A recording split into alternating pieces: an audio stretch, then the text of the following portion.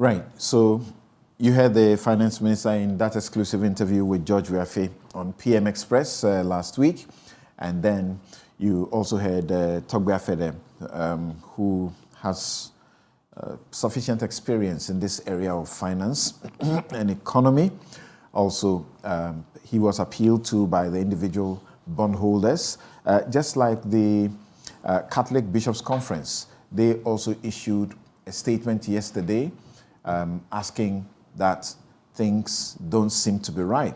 In a part of the statement, they say, in the light of what is happening, we are troubled that the position so far adopted by government lacks consensus, resulting in the strong reactions witnessed in the recent past. And they make some recommendations. They say to win the international community over in pursuit of this, government must present a posture that is consistent with the fact that the country is in dire straits or crisis. These include, but certainly not limited to, avoiding the reported expected expenditure overruns in the 2023 budget, drastic government expenditure control by reducing the number of government appointees, the part that the president doesn't want to hear, suspending non-essential projects, and a review of the free SHS policy. And then they say, while we expect government to consider these suggestions, we humbly appeal to Ghanaians to appreciate the current economic situation and understand that there will be difficulties in the coming month while the problem is solved permanently. I'm reading from a statement issued by the National Catholic Secretariat, the Catholic Bishops' Conference, and is under the hand of Most Reverend Matthew K. Jemfi, Bishop of Siani and President of the Ghana Catholic Bishops' Conference. So, not speaking any different language from Togbe Afede and many others that we have heard.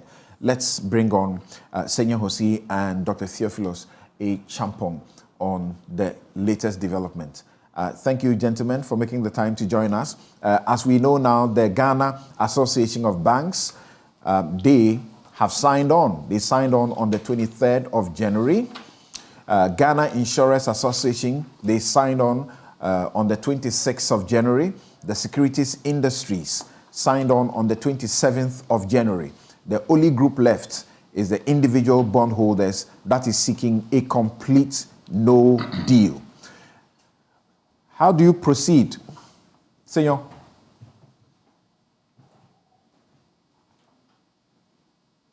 Okay, let me, please unmute your mic. All right, very well. We're privileged to have met the minister yesterday, and we foremostly wanted to congratulate him as well as discuss our issues. I mean, the progress he's made so far is fantastic.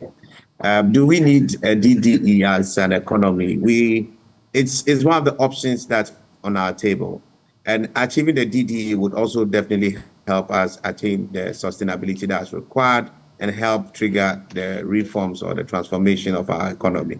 So conceptually, we are not opposed to the DDE in principle. What we have argued is that extending that to individuals is what actually going to be economically catastrophic, socially unsustainable, and I don't even want to talk about the politics related to it. And these are the reasons. While you have the banks, the insurers, really sit down in this entire pool of investors and having these negotiations with government, because they are structured entities, government has actually put in insulating mechanisms to help them recover. So there's a financial stability fund. Mm-hmm. There are forbearances that have been granted them by the central bank. There's a reduction in their capital adequacy ratio, their cash reserve requirements. All these things help them recover. Unfortunately for individuals, there's no option like that. So your only recovery is for you to really hit the floor really hard and pray you survive, which is not something that's sustainable.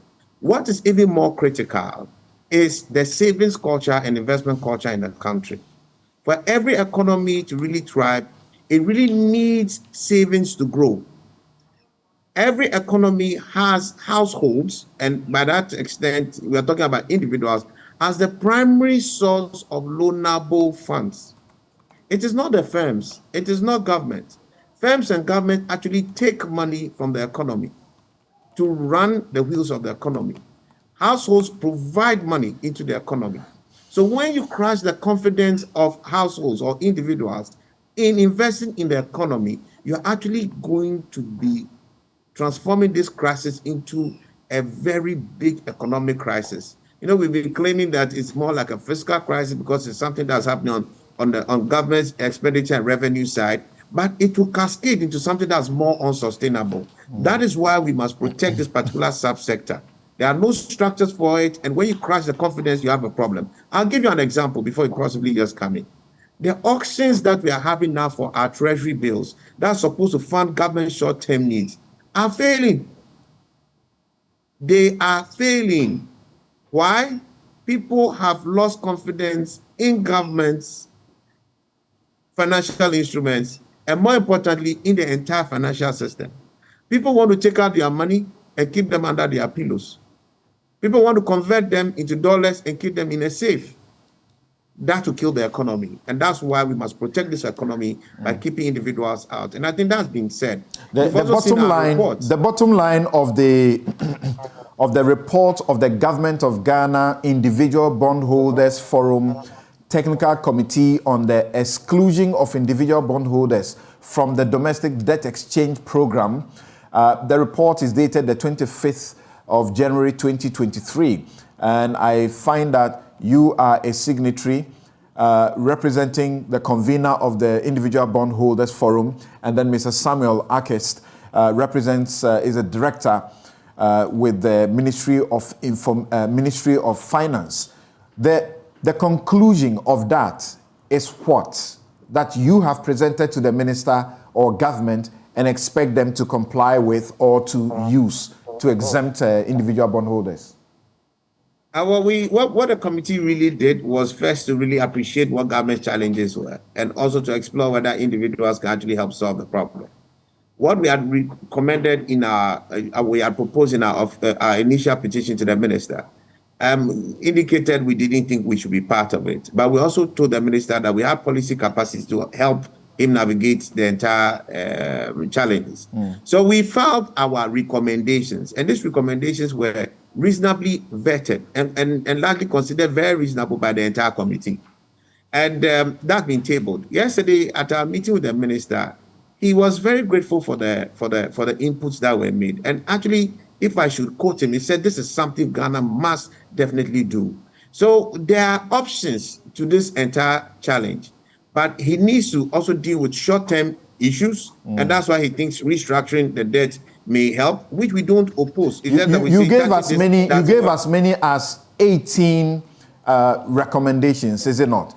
My question is, absolutely, what is central for you? 20. What's the bottom line? Actually, 20 recommendations. Okay. There were two more which were not part of the expenditure and revenue. We had them as other recommendations. So what is central? What is central in your recommendation that must lead to the total exemption of individual bondholders?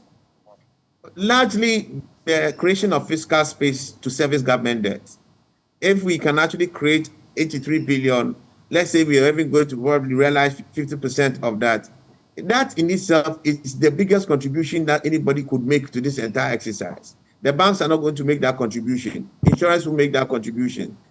If government's fiscal decisions on revenue, expenditure, and the other interventions that we recommended, even be able to achieve 50% of that, it's one of the biggest wins that they have. And I think that it's something that is clear, doesn't re-emphasize the need for individuals to participate in this entire exercise. Right. So you say that the measures proposed per the estimation of the Individual Bondholders Forum yield a net savings of 83.5 billion Ghana cedis. The IBF holds the position that the recommendations are competent enough to urgently address the fiscal challenges and enable us to reach the desired 55% debt to GDP target proposed to the IMF. So your position is that, once again, you don't actually need individual bondholders in this business? Absolutely, something. I'll tell you. If government we work together on this one, the government will actually have its eligible debt target by 60%. I mean, just doing this alone. The only thing is that some of these measures are also a bit medium term, as in short term, in that I guess a lot of them are achievable in this year. A lot of them are achievable in this year. Some may be achievable over a course of 2 years. Remember this entire IMF program and this target that we are talking about, 55%, is for 2028. It's not that government is supposed to achieve 55% today. No, by 2028. But even with these measures, government can actually achieve clearly only on this about 30 to 40% of its of a reduction in this targeted debt. So it's not something that can't be done. It can be done, but it can be a mix of things. In solving this problem, government has maybe two major options. You have debt operations, and you also look at fiscal readjustments. What we have recommended are fiscal readjustments, which are very practical. Government had recommended debt operations. So we can blend both. And in blending both, I think we can win as a country. The banks have made some commitment that enables government to bring in the debt operations. Insurers have also done the same. The central bank, often people don't mention, is equally participating in this entire exercise. They are easily the single largest exposed entity in this entire debt conversation. But they're also participating in there. So when the individuals now come up with fiscal readjustments and you blend both, we should be winning together as a country. Another thing you may have missed, even in this exercise, we as individuals have actually given government leads that actually put increased tax burden on us, which government actually had missed. So we are even also putting our skin in the game. So all of us as a country would have to work together for us to win. Ghana is one, and we must make Ghana work. All right.